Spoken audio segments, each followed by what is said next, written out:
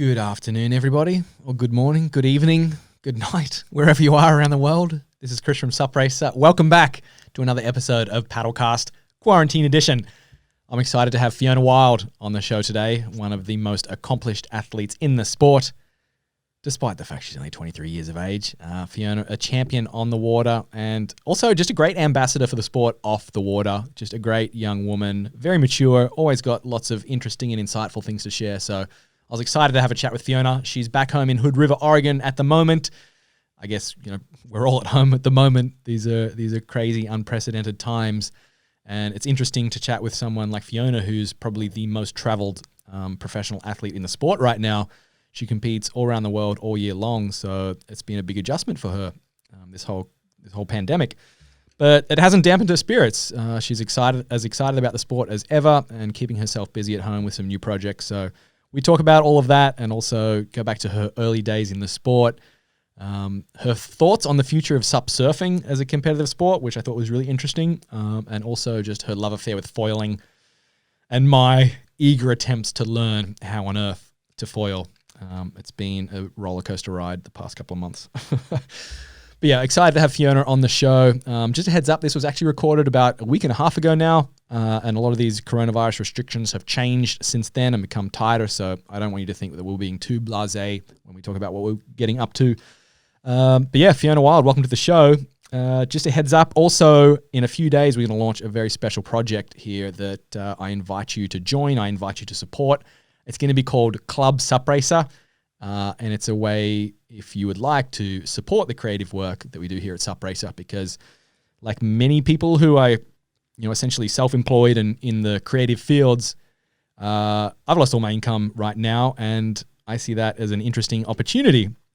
For one, to get more creative with how I give back to you guys in the community, and also to get creative with how I fund these projects. So that's what Club SUP Racer is going to be. It's going to be a members-only paid monthly membership club where you can get some cool bonuses and also mainly just support the creative work of SUP Racer. We're going to use this new platform called Patreon, where you can essentially become a patron of the arts. And it's really getting really popular with a lot of musicians, with a lot of podcasters, with a lot of YouTubers that, that serve their community in some way and want to be able to connect directly with their audience and fund their creative projects. So we're going to give that a shot. Club SUP Racer. I think it's going to be a bit of fun. And yeah, if you've ever asked me over the years, how can we support SUP Racer financially? How can we contribute?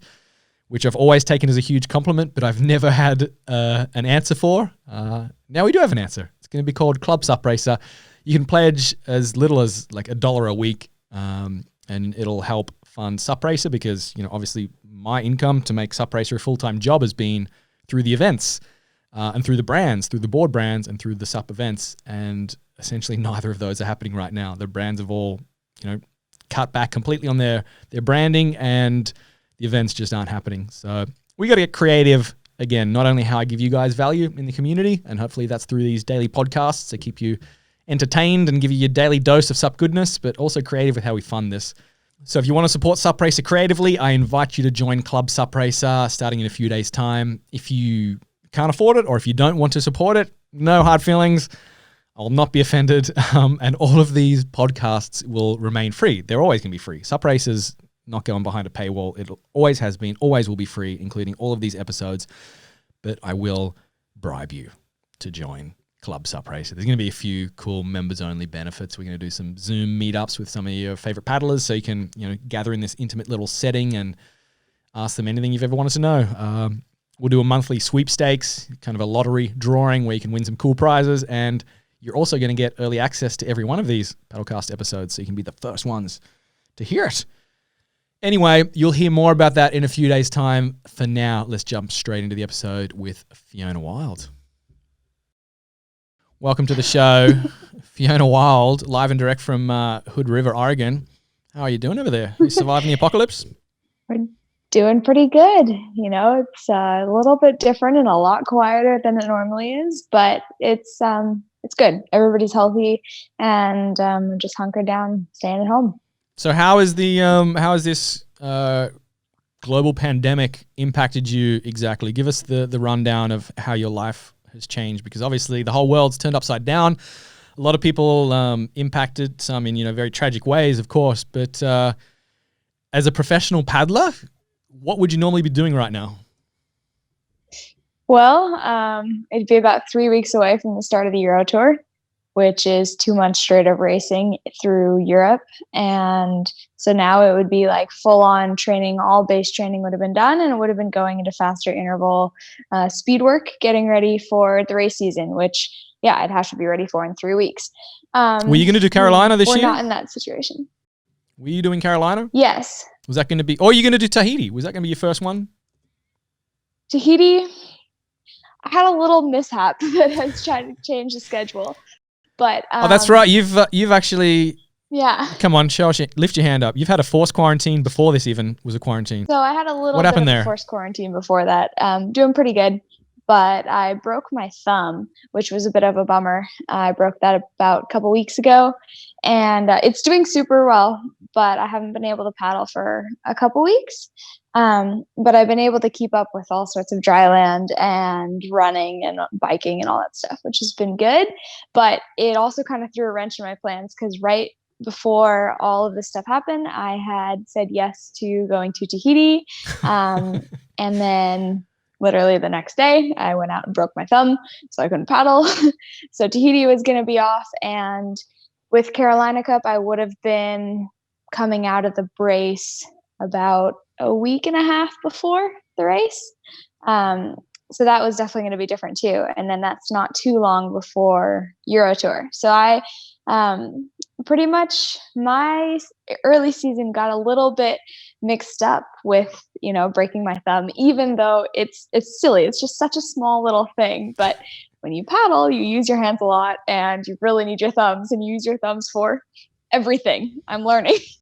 You picked a good time to get injured, Fiona. If there was ever a time to be injured, it's probably now. You've got the full home gym set up. Tell us about how you're staying active over there. Are you on lockdown in Oregon? Yeah. Are you guys full lockdown? So I feel or like the advisory lockdown very much varies for where you are. Here we have a stay-at-home order. So the governor of Oregon has ordered everybody to stay home except for essential needs, as in the bank, going to grocery store, pharmacy, and you are allowed to get out and exercise, although all the state parks are closed for both Oregon and Washington. So that's definitely changed the way that we've gone outside. To be said, I've still been able to do a lot of things. Been able to run in a lot of trails. We're very fortunate in the area here in Hood River and the surrounding gorge. There's a lot of private land that have trails that are accessible for the public. So biking and running has been amazing. In addition to that, because I haven't been able to paddle very much, a friend of mine lent me a rowing machine. So I've been doing that for about 3.5 weeks, which is actually amazing. How do you row with one hand? Thing. You're doing one-handed rowing?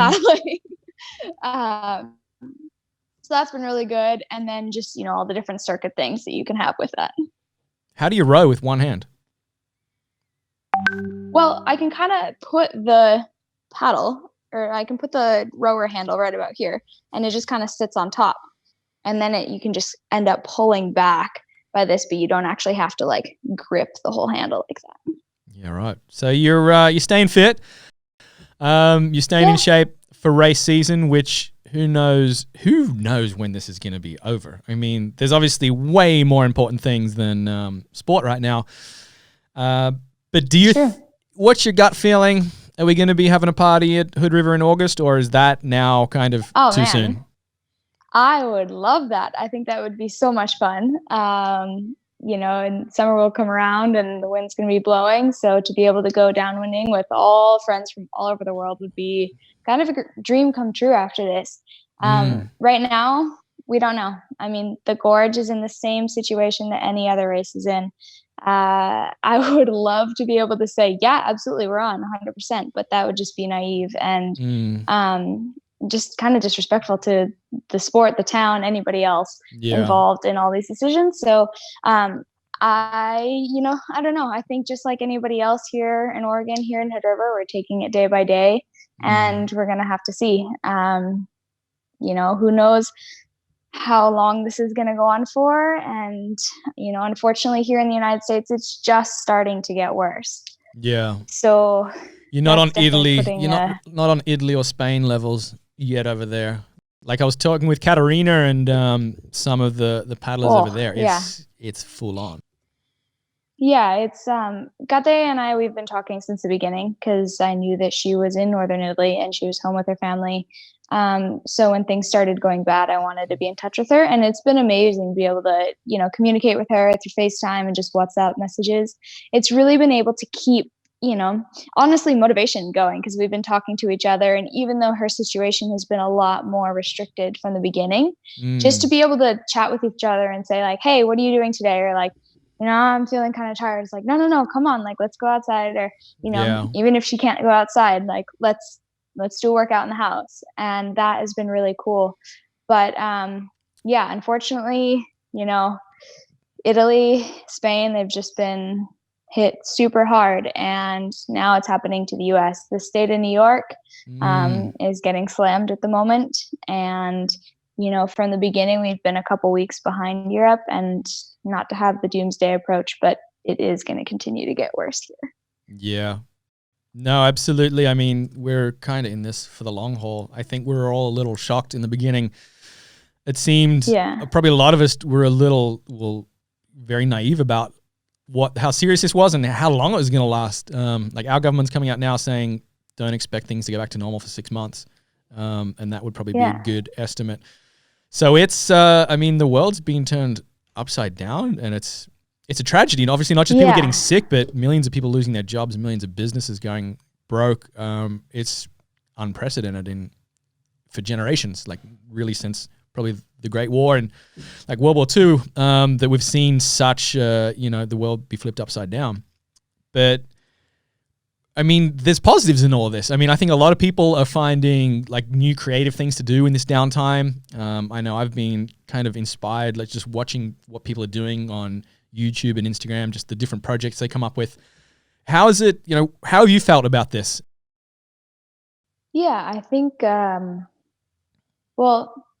take a step back, from the pause button, before we're in the situation that we're in now, last year was hands down the best year I've ever had in stand-up paddling. I got to travel the most that I've traveled ever in my life. I won the most events that, I've ever really competed in. And I got to hang out with so many incredible people and make so many close friends that now being in a situation where, okay, all of a sudden, no, that is not on the table right now. I am not going from event to event to event to event to surf trip to filming trip to photo shoot. So it has completely changed. Everything has changed, but in one hand, it makes me think of last year and how incredible that last year was and how fortunate I was to have the last year. And now being in the situation, it's like, yeah, in a way we have hit the pause button, but it's also made me think of the priorities and the good times and this time right now. Because when you don't have those things that you're working towards, like here's an example. Yes, I had all the events lined up that I was going to do this year. I was in training and I set goals. I have ambitions, all that stuff. And all of a sudden, pretty much most of the goals that I'd set myself aren't even things that are on the table anymore. So yeah, I guess you could say, okay, the things that I was training for and working for in my professional life are gone, at least for the short term. So on one hand, you could say you could be super down and be really frustrated and not sure where to go. But on the other hand, you can take this as a moment and be like, okay, at least I'm trying to take it as a moment and figure out the things that are important to me, that I continue to work for, the values that I've carried through those different events, through the different wins, and especially through the different losses within the sport, and take those into my life at home right now and start building on what I can do here. And that goes over all aspects of my life. That goes over, caring for my health, caring for my type 1 diabetes, making sure that's okay. That goes into sport projects that I can do from here that, abide by all the guidelines that are unprecedented that we've never had before when you walk out your front door, if you're allowed to walk out your front door. And lastly, it goes into school and next projects that I'm thinking of. So yeah, it is a big pause button, but I think it's only a pause button in terms of thinking about what you're doing, because this is a time where it's really important to keep moving forward. It would be, no matter what situation is, whether it be with employment, whether it be with sport, regardless of the things that are being taken away, it's important for ourselves to keep going forward and to keep looking for those things that have been driving us before. Yeah. Because we'll be able to come out of this a lot stronger if we keep all those things at the forefront of our thoughts. Absolutely. That's very well said. It's good to see you keeping positive. I know this is a time when it would be very easy to fall into a trap of anxiety and despair, but there are a lot of things to appreciate and there are a lot of ways to stay positive. Have you started any different projects that maybe, you wouldn't have had time for in the past when you were traveling? If you walk into my garage right now, it looks like a bomb went off. Yeah. There is stuff everywhere. I've also been cleaning drawers. I've cleaned pretty much every single drawer in my house. The funny thing for me is that I've been studying at university the last year and a half, even while competing and whatnot. But when quarantine started, I had about a 12-day spring break. So it would have been actually really nice to continue with school over those first couple of days, but it was kind of like a forced pause in all aspects of my life, because there was no school. There wasn't much on the water training. There's a lot of off the water training. But yeah, so I put a lot of effort into my house. I've been planting. So I have all sorts of, spring veggies that are starting to sprout up. And then just getting outside, because I knew that the clamp would be kind of coming down a little bit. So I was just, running as much as I could and going on crazy hikes and bike rides and skiing. So just trying to enjoy the outdoors. Yep. So what's your if your plans change? Obviously, nobody knows when this is going to finish and when life's going to resume some level of normalcy, and when the SUP season's going to begin, if there's even going to be a SUP season this year, later in the year or not. But when this does finish, is this going to change your outlook on the sport? Will you pursue other races, or were you pretty motivated to do what you were doing last year, like go pretty full on? This is actually something that I'm thinking about in a lot of different ways. We're still very early on in this whole situation. And the basis of it is that I love to paddle, and paddling is one of my passions, whether that be racing, surfing, it doesn't matter. Just being on the water with a stand-up paddleboard is one of my favorite things to do. So regardless of how long this takes, I'm going to be out there and I'm going to be paddling. In the immediate, since it is pretty unlikely that I'm not going to be racing for at least another couple months, I've doubled up on all my classes on school. So I was doing university part-time while competing in the Euro Tour and APP Tour and every other race for the last couple of years. So for this last, for spring term, I've gone full board with university. I was already doing online school, even though now everything is online, but it's a good opportunity for me to get some more credits under my belt and to keep working towards my major. So I'm going to take advantage of this time to focus on that. And then, coming out of this, in the meantime, I still have a bunch of projects going on with different diabetes companies.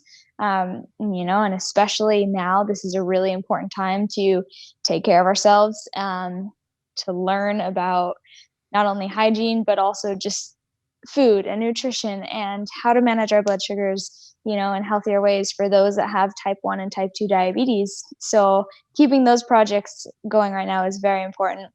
And then going forward, it's going to be, I'm very curious to see which events go ahead this year, next year. and I hope to be at as many as them as I can. But I think a lot of people are going to come out of this with a different perspective as well. And even those of us that continue to race and continue to surf and compete, there's probably going to be some other projects going on as well. You know, for right now, since it's so early, I don't exactly know what all those projects are, but I know that I'm definitely going to be as focused in racing as I am on other projects that hopefully go out and help a lot of other people too. Yeah. What's your take on the sport? You've been around now. How old are you? 22? 23? 23. 23. You've been doing this since you were what, 15? 14. 14. So you're a veteran. Yeah. You've almost been doing it a decade. That's 9 years. Doing it for a little while. That's 9 years, Fiona. You still enjoying it? Yeah. I love it. It's awesome. Yeah. All right. Well, you've been around for long enough that you've seen the sport, you know, the highs and lows, the ups and downs. Yeah. Paul Jackson's just in the window here. You've seen a lot of, you know, things come and go in the sport. Where do you see it going in the future? Maybe even regardless of if this crisis happened with the pandemic. Yeah. But now that it has, and maybe it is a chance for a lot of things to hit reset, where do you see the sport going in the future? Like, what's season 2021 going to look like? You know, I'm actually very excited to see what that looks like. I think kind of a lot of us might be shooting in the dark if we were like, oh, we have a complete roadmap and this is exactly what's going to happen. Well, what would you like to see happen? The reality is a lot of the races, and all the interest in the sport is going to trickle down. You know, like we see races up here, but it all has to do with the companies that are in the sport. It also has to do with board sales. It has to do with distribution. It has to do with all these other factors that sometimes racers or any type of competitor in stand-up paddling would forget to think about. And that comes down to board sales. You know, that comes down to the companies that are in the sport and the amount of revenue that's being generated from events and from sales. So when you take a look at that, I think that is going to drastically change, you know, especially as financial markets shrink all over the world. That is definitely going to have a big impact on kind of the pool that we have to generate competitive circuits for stand-up paddle racing. You know, I mean, I want a glorified tour where everybody can show up and, you know, make great money and have all this exposure and all that stuff. But I think it's important to be realistic about what we're dealing with and kind of try to put it in perspective too. So with that being said, to say exactly, oh, this person's going to run this or this person's going to run that, it doesn't necessarily work. I mean, right now, the Olympic decision for stand-up paddling is not necessarily in ISA or ICS pockets at the moment. It's in the IOC. It's in the court's decision right now. So there's something that's kind of out of the hands of the people within stand-up paddling that, you know, we as members of the sport don't necessarily have a voice in at the moment, which is an interesting thing in itself. We could do a whole nother podcast on that. And you look at Euro Tour. Yeah, I mean, that could be an entire podcast itself. So we don't have to go all the way into that. But, you know, then you look at APP, you look at Euro Tour. I mean, all these events that have worked really hard, that in a way is kind of unfortunate they're separate from each other, but they have done a good job of creating platforms, but they don't necessarily overlap. So, you know, I'd love to say that this would be the time where, hey, you know, we sit down as athletes, as event organizers, as media outlets, as investors that have been in the sports before, and, you know, really write out a roadmap that benefits the majority of people who have an interest in it. I think that would be the best of best worlds. But I also think that is the hardest thing to do, you know, and a lot of times, you know, the hardest, it takes the longest. And even though it might be the most rewarding, there'd be a lot of hurdles to jump through, even though at the end of the day, everybody just wants to get on the water and go paddling. Yeah. So do you think we'll see the local races? Long-winded answer for you. you think we'll see like an increase in the local races participation with a lot of people? I mean, travel's going to be difficult even when you can travel because a lot of people are going to have a lot less money to spend. Some of the events just aren't going to happen anymore, the international races. Do you think we'll see a bit of a push back towards having, supporting your local races, doing more regional events rather than... I mean, as soon as there's a race that can happen out here, I'm going to be there, and that's the same for Portland. And even if there's a race up in Seattle, like the races that are closer to home, those are going to be the ones that come back first because, and then that's going to drive excitement. That's going to drive more people to get out in the water, to share that enthusiasm with others that will then also bring back the bigger races. So it could very well just have to be kind of like a grassroots start from the beginning.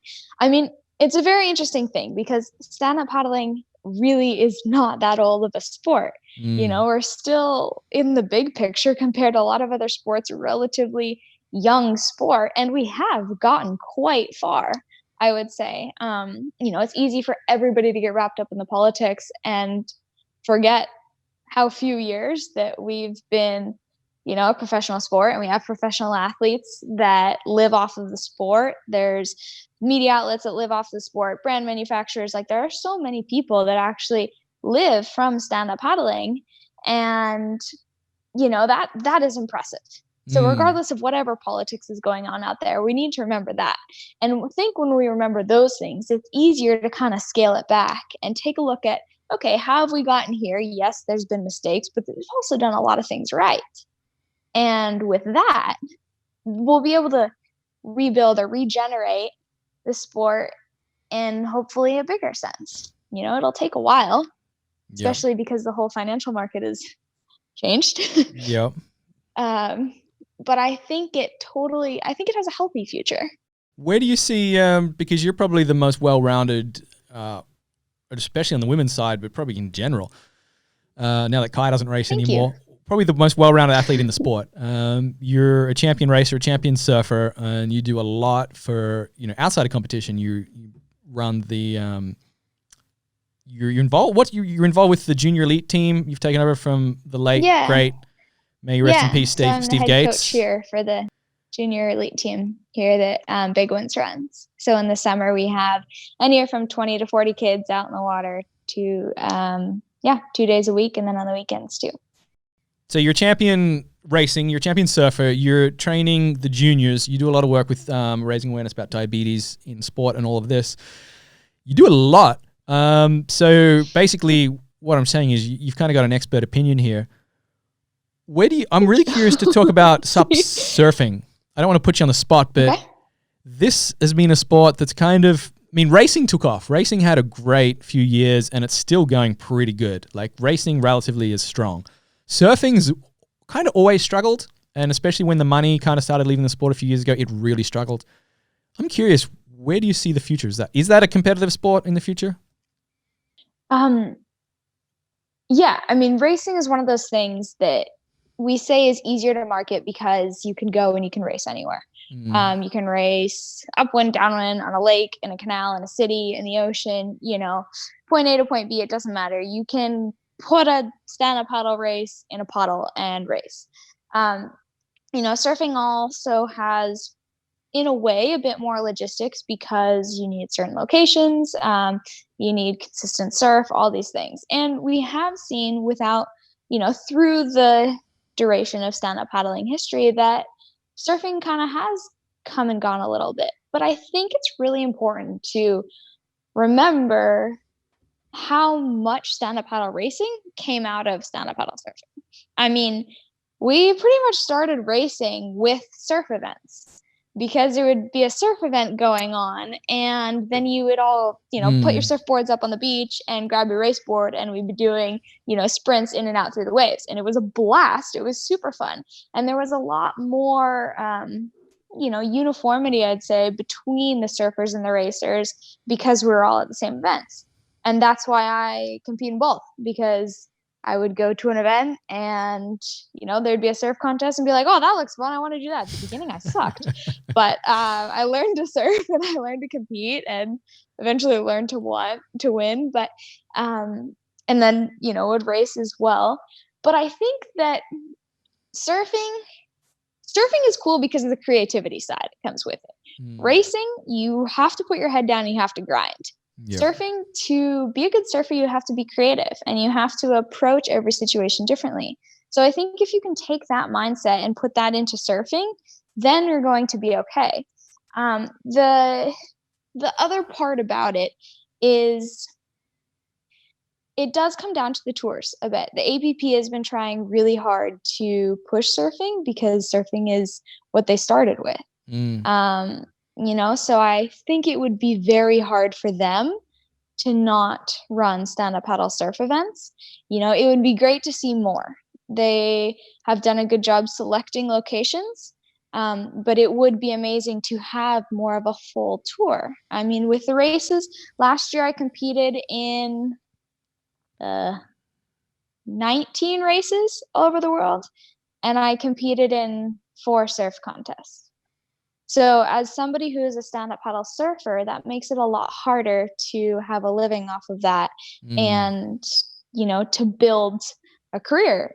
People do it all the time. I mean, you look on the guys' side, you look at Wellington, you look, at the girls, Nicole and Izzy and Ibaya, like they all are incredible. Shakira, and it's just, I'm constantly impressed when I hang out with them. What obviously their talent is, but then also what they've done with their sport. But they've always been creative in doing other things as well as surf contests. And I think that mentality will help people carry along. But the important thing is to have the events. And also surf videos look really cool. So if you can keep putting out surf videos, and staying relevant that way, and just talking with people and creating that excitement and enthusiasm and keep that going, I think that is also going to take us a long ways. I had this discussion, I think, with Sean Pointer a few years ago. And you raised a really good point there about, people get excited when they see these cool surf videos, like the edits, if you're in Hawaii or Tahiti, wherever it is. Yeah. A lot more people will want to watch that, I think, than a stand-up paddle surf contest. So I'm wondering if it's like, to me, stand-up paddle surfing was always more of a lifestyle thing. It's kind of like longboarding. Like longboarding never really, to me, made sense as a competition. I know it took off a little, but I guess when you're always going to be compared to shortboarders who are just so high performance, it's almost like, I think if for SUP surfing to get its own identity, it almost has to go away from the super high performance. Like you guys, and with all due respect, you're basically too good at what you're doing, because like you're getting really, really good at SUP surfing, and it's getting closer and closer to shortboarding, but obviously it'll never get there because the boards are a bit bigger and fatter and wider. But it doesn't, it seems like it's kind of just behind shortboarding now, whereas it almost needs to fork off like longboarding. I mean, they brought in like 20 years ago that rule about the style points. Yeah, because you bring up a really good point. And this actually, it's not necessarily the first time we've seen it. Obviously, this situation is completely unprecedented and it's completely different from anything before. But there have been breaks in stand-up paddle surfing in the past. We have had a season that only had one event. Other events got canceled for different reasons, or just were unable to happen or didn't have waves or anything like that. And in that time, it was fascinating because there were some people that were able to keep their sponsorships, keep their contracts, keep doing trips, keep filming, keep producing content, videos, going to different either trade shows or stepping up in other ways, even if the competitions weren't there that they were, in the past maybe relying on. But then when the competitions came back, those people that kept working, that just found different avenues, even within the sport, or not even found, most likely created their own, came back to the sport and were actually competing stronger than when they left it. Whether it means that they had a bigger name because they kept everything that they were doing relevant, or they just found a new drive to keep working. I actually found it really amazing because during that time I, focused more on races because there were a lot of races. So I was just, okay, it's too bad there's no surf contest right now, but I'm not going to spend all the time surf training. I'm going to go surfing for fun when I can and go on some trips, but I focused on racing. So it was really cool to see, the dedicated surfers who spend all that time and dedicate so much to surfing that still had that enthusiasm to go through. And so I think you're totally right, because surfing is a lifestyle. You can call it whatever you want. Everybody surfs for different reasons, but most people surf because they love the feeling of riding waves. And that is something that you don't necessarily take away from people. Or racing, I'm not comparing, you're comparing apples and oranges here, but that feeling, that's going to continue regardless of the situation. And people are creative. So regardless of competitions, not competitions, I think fans of the sport are going to have some really fun things to watch and to be inspired by. Do you feel like foiling has replaced SUP surfing in many ways? Because I've seen here like on the Gold Coast in Australia, a lot of the people that were SUP surfing are now foil surfing. And originally when foiling came in, I always thought, well, that's probably going to be the death of downwind racing because everyone's just going to foil downwind. And maybe that will still happen. But now I'm thinking that foiling's kind of almost replaced SUP surfing, at least in our neighborhood. That's an interesting thought. I can actually kind of see it now that you're saying that. Man, foiling is fun. Has foiling replaced how is it in the gorge? Because you're obviously in a different, you're not on the coast with the surf. You're at the world famous Columbia River Gorge where we do the Gorge Paddle Challenge every year. Have people replaced downwind SUP, like SUP downwinders with foil downwinders, or has it more grown the community, or a bit of both? It's definitely not exclusively replaced it. You see the people who go downwinding on, traditional 14-foot boards are also going stand-up foiling. Yeah. I think people are excited about it because all of a sudden there's a whole new way of experience the river and swell, and it makes your downwind skills so much better when you go foiling because you learn how to read the water and timing and everything like that. So here we've definitely seen a big growth because we have the benefit that the wind and the current run in opposite directions. So it creates these perfect little chop to help push you up. So you can get up on your foil a lot faster. And then you can, cruise off downwind and all that. But I think your point is very interesting about stand-up surfing and foiling. I can see a lot of crossover there. And I think that stand-up surfing has always kind of allowed you into different waves that shortboarding and maybe even longboarding wouldn't necessarily give you the access to, or it definitely wouldn't be as much fun.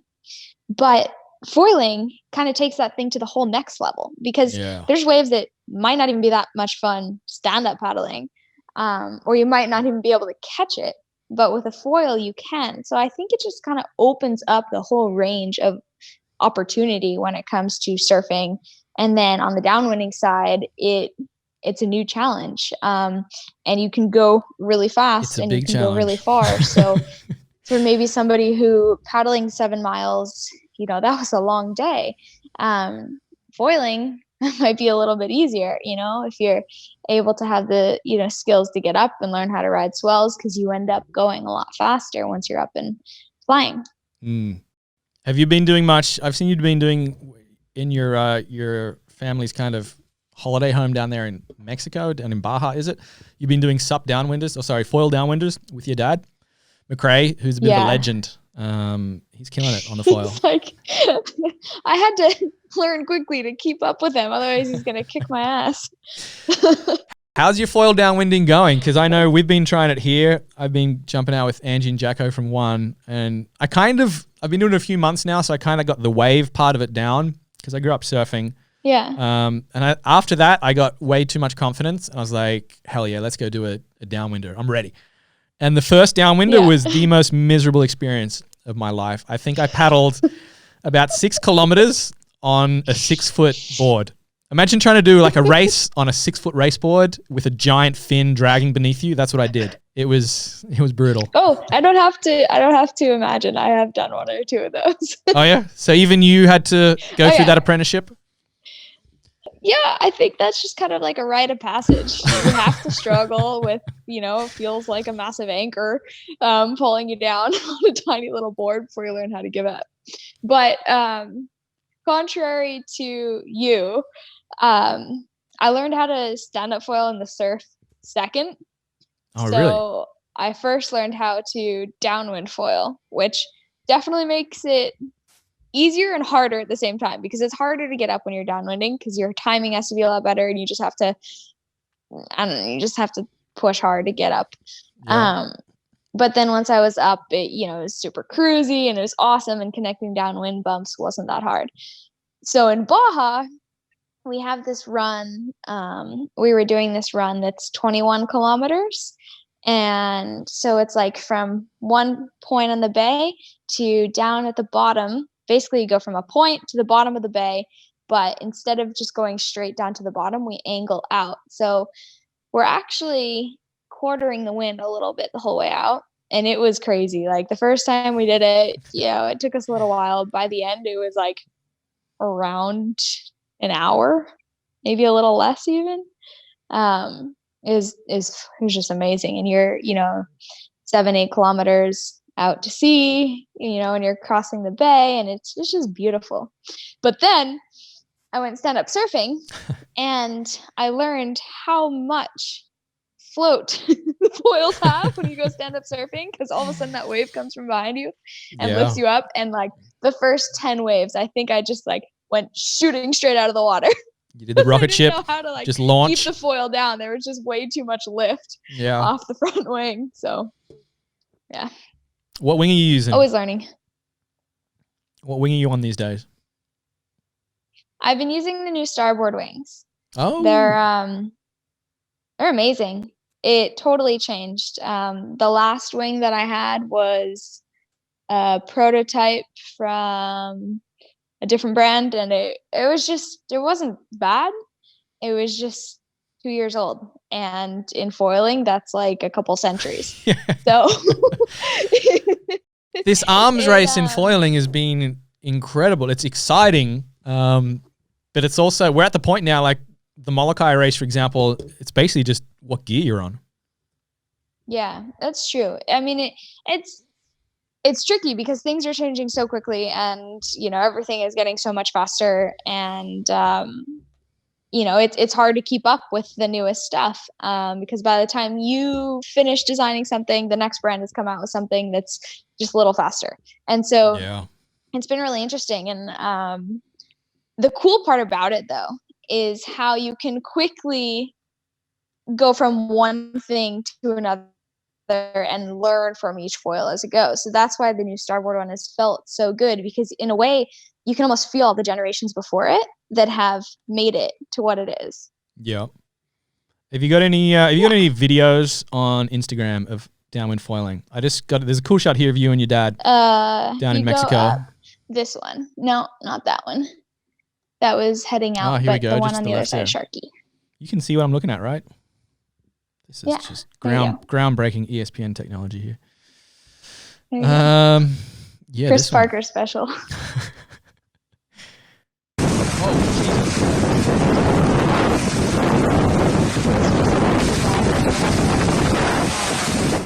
Wow, that was really loud. I'll leave it there because I just realized you're coming through the same microphone, so that was really loud wind noise in everyone's ears. I apologize. But what were we looking at there? Sorry. Were you getting towed in on a kite? Well, so that day we just did a short little run. There's this 10K run from the beach near where I live, just to the bottom of the bay. Yep. And so we go and do that one. And that day I'd stopped into Vela, and I had a bunch of friends that were staying at Vela.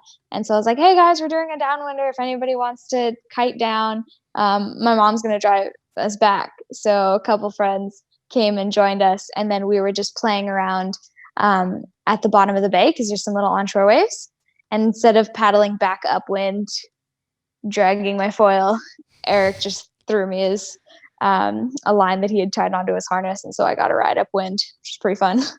Nice. That did look fun. So have you been doing gorge downwinders? Foil downwinders? I haven't foiled yet this spring. but I have done a downwinder. It was actually really fun the day we got to go. It wasn't too slow because it was early enough. It was the end of February, so there wasn't enough, or there wasn't too much current pushing against us, and there was a good westerly. Poured on us twice, but that means that there's another big squall coming from behind, so it's been pretty fun. But most of my paddling, most of my downwinding this spring has been coming from upwinders that then turn around and then you get to downwind the rest of the way back. So I've been enjoying that, and yeah, it's been chilly. So here when I go paddling, and now, I mean, this has been a couple weeks, but we're at like 2.5 now. So is that shot of you? Is that shot of you on Instagram when you were training in the ice? Yeah. Where did I see that? I'm not sure actually if I do. Yeah, actually I do. That here we go. That video, we actually had snow about 2 weeks ago. So I went paddling in the snow, and so this day it was just cold and I didn't really actually get to paddle that much, but jeez, that looks freezing. I wore my rain boots just because I wasn't going in. But when I go training, I wear 7mm booties, and then I have a dry suit if it's going to be pouring rain. But if it's sunny, then I just wear tights and a long sleeve shirt and like a little windproof shell jacket, and that's totally warm enough. You know it's cold when you got to wear gloves to paddle. Yeah. This is, I mean, did you wear gloves at Glagla? Most days I don't. Oh, at Glagla? Yeah, that was actually pretty warm this year at Glagla. Well, Glagla, I pretty much wore tights and a t-shirt. Yeah. So I was a little bit chilly, but not that bad. Yeah, that was. But like it's about 5. keeping your feet warm. So if you can keep your feet warm, and then your feet and your core, then I feel pretty fine with that. But yeah, this day when it was snowing, I wore tights, my rain boots, a puffy jacket, and a shell because it was still snowing. Yeah, that looks absolutely bloody freezing. I just figured out how to mute this, so I'm going to show that video again without the gnarly background noise. So just talk us through what we're watching here. Okay. So this was a fun day. My dad and I just went for a little downwinder that goes from, I live in Los Barriles, which is in Baja California Sur in Mexico. I like the accent. And very well pronounced there. Yeah, I grew up there going to school. So I would always go down there with my parents, and we would spend 4 or 5 months there every winter. And this is the bottom of the bay. We live up towards the top of the bay. So down here, it's quite onshore. Yeah. So it's pretty fun because we live about 9 kilometers up the beach from this spot. And so in the afternoon, after windsurf foiling for a while, my dad and I will go stand-up foiling. And on this day, I stopped in at Vela, which is the local school, teaches kiteboarding, windsurfing, and all that. And Eric, who you saw kiting in the video, and a couple of his friends were also out kiting. And I said, hey guys, you want to come in and do a downwinder? My mom was driving down to pick us up, so they didn't have to kite back upwind. They said, sure, yeah, no problem. So it was pretty cool because once we got down to the bottom, I just, since it's onshore, there's some little waves that you can catch, and it's pretty fun to ride them. So instead of constantly paddling upwind, Eric would just give me a tow and go back upwind and then do a couple more laps at the bottom of the bay. Nice. So it was pretty fun. And it's just cool to be on the water with friends and, sharing bumps. And like, it's really cool. My dad and I are foiling because he's really good. So we can be literally on the same bump next to each other and then just kind of crisscross in behind each other and like kind of follow one person and he can follow me the other way. And then it's cool. And because you're off of the water, it's quiet. So we can be on these swells that are, these big ocean swells and just be talking to each other and just standing there. It's amazing. It is. It's surely one of the, it's got to be one of the funnest things you can do on a stand-up paddleboard or a surfboard or anything, foiling. It's foil downwinding. It's absolutely amazing.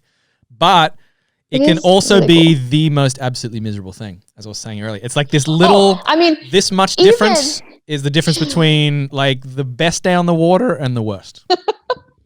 I totally agree. Like even when you're having your best day and you just like touch down in the water for a second, and if you don't get back up quickly and you kind of stop dead, you kind of feel like you've been hit by a truck. Because you were just like going along, having the best time ever, and all of a sudden you're like a sitting duck in the water and you have to start the whole process all over again. And if you get up right away, it's awesome. And if it takes you a couple tries, I get very frustrated. It's a good workout, isn't it? Once you fall down and have to try and get back up.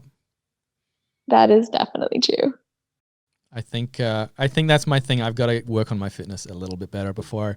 I've done 2 downwinders so far, and I think I've set a record for the slowest pace ever seen on our local downwind run.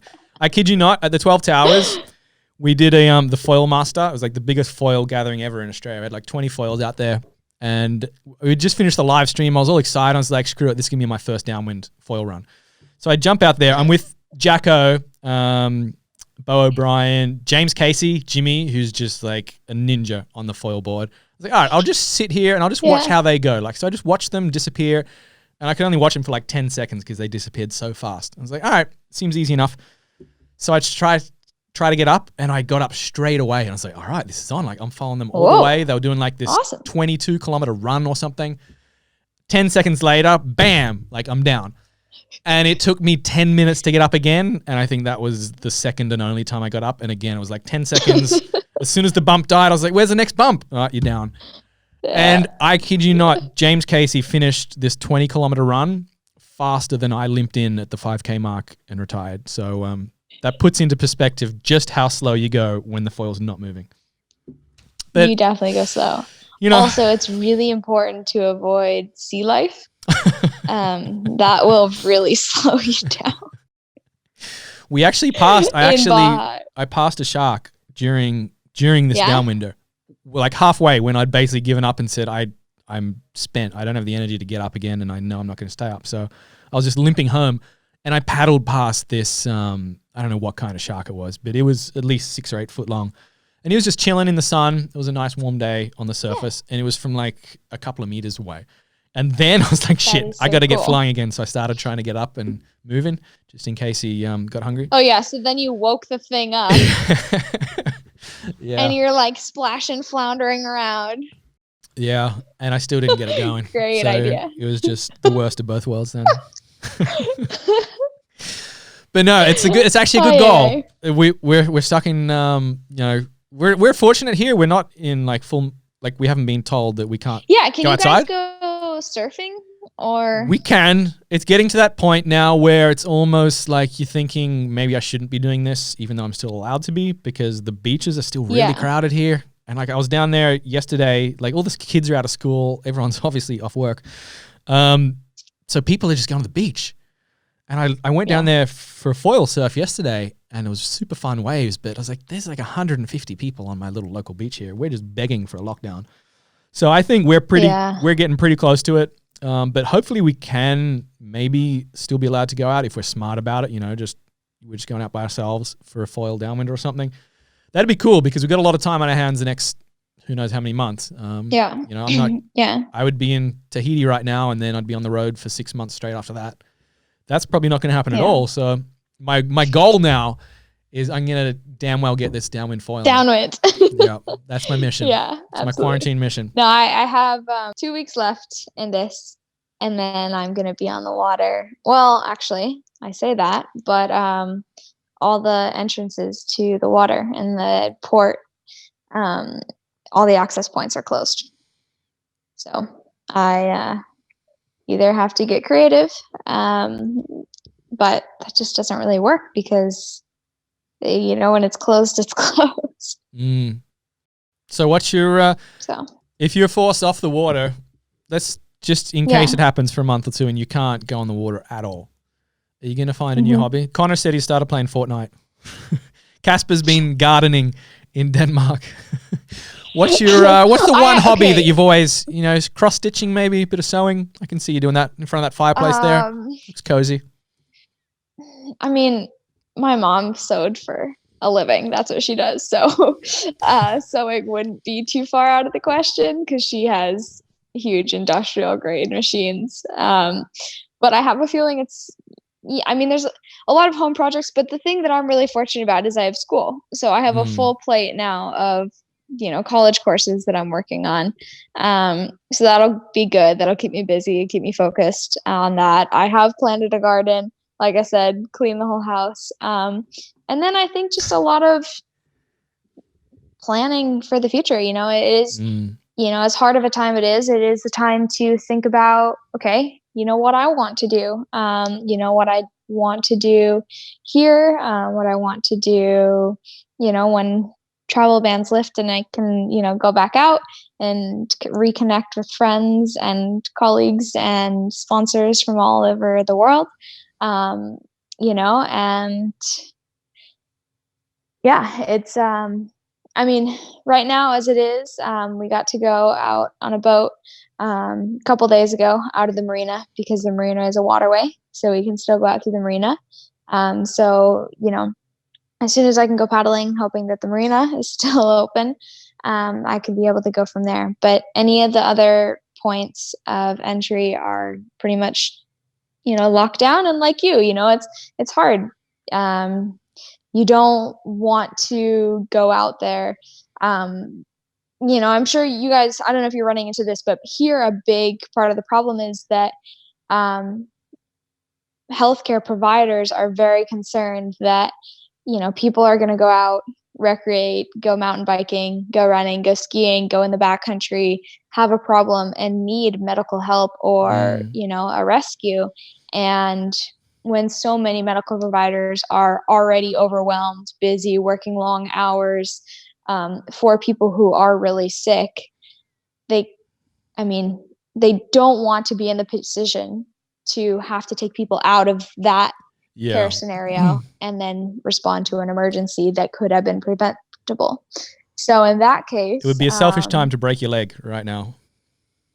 yeah, and it is, there is that going through my head too, Mm. and it's like, as confident as I am to be able to go out in the water and just go for a paddle. I mean, I do most of my trainings, I am by myself. Of course, I wear PFD and leash, and I always have my phone with me and I have a whistle. But at the same time, there are other scenarios and other circumstances that are going on right now that make even those precautions feel like, Mm.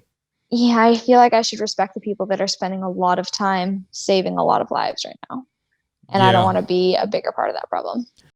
Yeah, now is definitely the time where we're going to be selfless. I know it's when this started. I was just talking with Connor before, and I think we're naive about it. I mean, we were joking a couple of months ago, even after we'd seen what had happened in China, and we just didn't think it could happen here. And I remember when it started, restrictions started spreading. Like we were making jokes, it's like, oh wow, the flights are cheap. I can go to Thailand for $50, or the Americans were like, yeah, Yeah. it's like a Corona holiday to the Caribbean. Like there was all these memes going around. And then like it seemed to be overnight. It just suddenly the shit hit the fan and everyone's like, oh my God, this is this is serious. We got to really take this seriously. What was your moment like of, your moment of zen where you realized, oh shit, this is for real? There's been a couple. Yeah. It's been kind of a progress. I've had quite a few different events that have actually been postponed early just because of concerns around this. That like I have to. It's a tricky situation. I'm a professional athlete and I'm very healthy, but I have an autoimmune disease. I have type 1 diabetes. So I have to be honest with myself that as healthy and strong as I am, there is a part of my immune system that doesn't work that puts me at a higher risk for this disease or for this illness. Yeah. For any illness. So with something that's as contagious as it is, I've been watching it early on. I've had conversations with my family, over a month ago that, seemed like, whoa, this thing is all getting way overblown, kind of like you mentioned. But because of my health situation, I couldn't entirely turn a blind eye to it because I could see that it was severely affecting people. So because of that, there were two different events that I had to pull the plug on that I wasn't going to travel to. And that was the beginning of March. So that was about a month ago, just because I wasn't comfortable going to places where there were potential high amount of cases. Was this Bali? Yes. Can you talk about that, or is that still, everyone was posting about it? What were you meant to be doing? I mean, I'd actually rather not. You can't say? All right. There was a special event in Bali that you were going to be going to, that you basically had to cancel because the virus was just starting to flare up around then, right?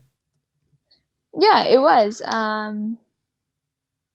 It was okay. Well, if I'm gonna say it, the Starboard photo shoot was there, and this is a really hard call because Starboard is not only the company that I compete for, it's the sponsor that pays me, that I have been, very dedicated, loyal to for the last 6 years, that, I love every single one of the people on the team, and all of my teammates.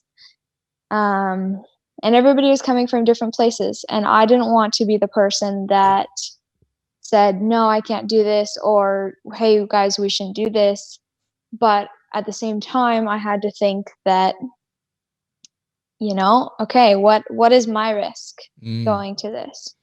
It was a hard call because it's, on one hand, it's sport and it's love for what you do and employment. And then it's personal. Yeah. And figuring those things out is really hard. And it's hardest when you've committed to something and you have to back out. Yeah. So that was really hard to, to write to Sven and the team, especially how much effort they'd put into getting me there to go to Bali for the photo shoot. And I was supposed to be there for 2 weeks. But this is when things in Italy were, starting to get worse. Yeah. So I reached out to my doctor and I explained that, I'm supposed to go there. This is, part of my contract. This is part of my work, for the year. And it's a big thing to do for them and for me. But I'm concerned about my health. And, on one hand, I could go there and it'd be totally fine. And then I'd come back and there'd be no problems, and I wouldn't even get sick and wouldn't even be exposed to it. But then I'm also concerned about coming back here to my family, to my grandma who lives here in town as well. So, the decision was pretty much made for me when my doctor advised us. Just with how quickly everything was spreading, how much the unknown was. So I decided not to go. If that's going to hurt me with the brand, I don't think so.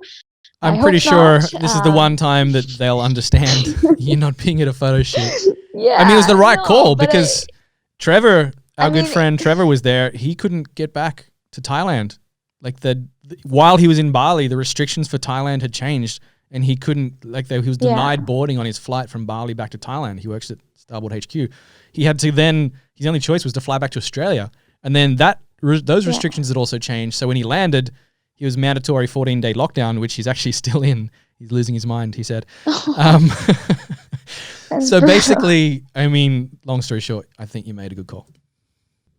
Thank you. And I think I did too for myself and, for my family. I felt really bad not being there because this is something that is important to me. And I don't want to back out of any plan ever, especially not with Starboard for so much that they have done for me and supported me through so much. But at the same time, this is something that I need to do. So that would be the first one. The second one, there's a second part to this stuff. My boyfriend is going to school in France and he was over there. And he was supposed to be coming back actually just this past weekend. He was supposed to be coming back. And, that's Sharky. Hi, Sharky. She's trying to say hi. But I happened to be listening to NPR right when the president was making one of his primary addresses about the coronavirus. Yeah. And that was when he said that the US is banning travel from Europe. And that was a bit of a scary situation because all of a sudden we were thinking like, oh my gosh, is Leif going to be able to make it back? You know, he's in Europe, and how long is he going to be there for? So things had to happen very quickly there on his end, because instead of leaving in about 2.5 weeks, he pretty much had 2 days to get everything together and get back on a plane. And then when he came back, once again, because I have diabetes and he had been in an area that had quite a few cases, he had to be quarantined for 2 weeks with his family there. So it was kind of funny because we'd go for a walk at like 10 feet apart and be like, hi, nice to see you. So I haven't really seen you your very boyfriend, much at all, but you haven't seen your boyfriend in weeks, and you can't even give him a kiss when he comes home. That's got to be yeah, no, it was a couple months, but you know, it's fine. Oh geez. So that must just be bizarre. It was so weird. It was really weird. Because it's like, you know, you care for somebody so much and you haven't seen them, but then because you care for somebody so much, like I'm respecting, you know, his distance and he's staying away from me. But yeah, it's a strange thing. But luckily we're past that now. We had that shot up on screen. That was a fun day. This was the day after the Glagla race. You were over there because your boyfriend Leif was actually studying like 20 minutes from where the Glagla race is held. So you were going to be there anyway. Yeah. So you did the race. Leif did the race as well, right? He was out there. Yeah, he did. And then the day after, which one? I can't tell who anyone is in this because we're all wearing so many clothes. He's standing right behind me. Yeah. Oh, yeah. That's like Leif. I'm right next to Jean in the white jacket. Yeah, that's Leif. That's you in the pale blue. That's me. Yep. All right. And then that's you. Martin Letournier. That's Martin's and girlfriend. Lise, and his girlfriend. And then Jean Letournier, that's his brother. And there. And then Luis. And then yeah. And then the little dude, what's that was old such mate? A fun Jules. Day. Yeah, so basically a bunch of us went up on the mountain the day after Glagla. This would have been for 21st of January. I think it was like a day or two before that. This was right when it was blowing up in China. That weekend. Yeah. So we were like, how good is this? We get to travel around for this sport we love, and it's the start of the season. It's going to be a great year. You did like a interview with me on the chairlift, and this this is the best thing ever, like with the baguette and like all that stuff. And I hadn't even heard about the coronavirus really until that next weekend when I got to Dusseldorf for a boot show. And Sunny, Zane, and I are sitting there having lunch, watching different videos and talking about this new weird corona thing. And we're just like, oh my God, that sounds horrible. And now look, like 2.5 months later, we're stuck inside our houses, and it's real and it's here, and it's unfortunately a lot scarier than just stuck inside our houses for a lot of people. Yeah, absolutely. I mean, it's like I was saying before, I was chatting with Connor, and I mean, the world's been turned upside down. It's horrible and it's a tragedy. But at the same time, I mean, for most of us, we're just being told to stay inside and wash our hands. Whereas, like the last time the world kind of was turned on its head this, dramatically was probably if you go back to World War II, when people were being told, all right, here's a gun, go and shoot at people and get shot at. So I think if you look at the perspective that way, it's, it could be a hell of a lot worse. Could be. And I think wherever you live geographically, you're going to have a very different interpretation on this. Like we touched on earlier, talking with Caterina, who is in Northern Italy, and that is scary. But yes, for right now, in my situation, I am very fortunate to be home. But yeah, like I guess to provide a little bit of insight, I haven't been in a store for 22 days, I think. I went and I did the most biggest grocery shopping I think I've ever done. And, pantry is full, fridge is full. And I've seen my parents, my grandma, and Leif, and now since he's out of quarantine, his parents.